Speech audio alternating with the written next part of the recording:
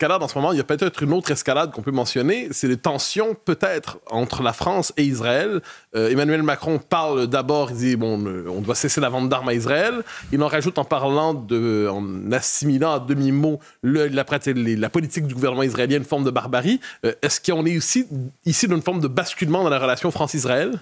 Écoutez, je me pose plein de questions sur M. Macron. Je me demande s'il s'embête. C'est une des causes, s'embête. peut-être. Oui, il s'embête. Et donc faire le buzz, c'est bien, ça occupe. Ça le remet au centre du jeu.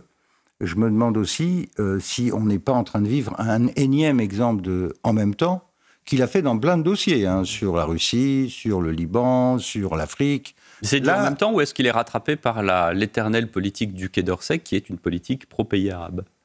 Il y a un peu de ça, mais je crois que c'est vraiment lui qui oscille. Il a commencé, rappelez-vous, la coalition. Après le 7 octobre, il va embrasser Netanyahou en Israël et lui propose ce que les Israéliens ne demandaient même pas, de ressusciter l'alliance mondiale, la coalition anti-Daesh, pour en faire une coalition anti-Hamas. Oui. Donc ça allait très très loin. Puis après, il revient en France.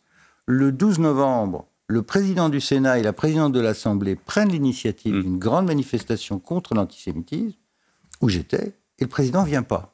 Alors que c'était le moment d'envoyer ce signal que la France était unie contre l'antisémitisme. Mais pour des raisons que je ne veux pas trop savoir, mais que je soupçonne, c'est-à-dire il dit il n'y va pas. Oui.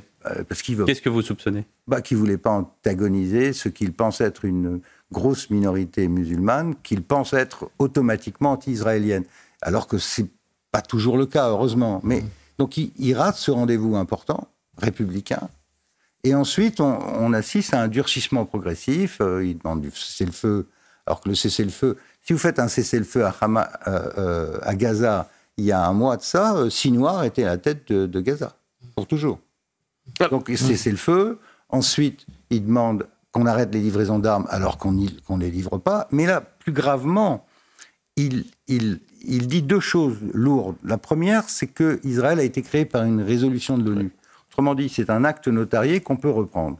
Méfiez-vous, parce qu'on peut aussi vous considérer que vous n'existez pas. Et là, il s'installe dans le rôle de l'Afrique du Sud, qui a attaqué l'État d'Israël pour génocide devant la Cour internationale de justice.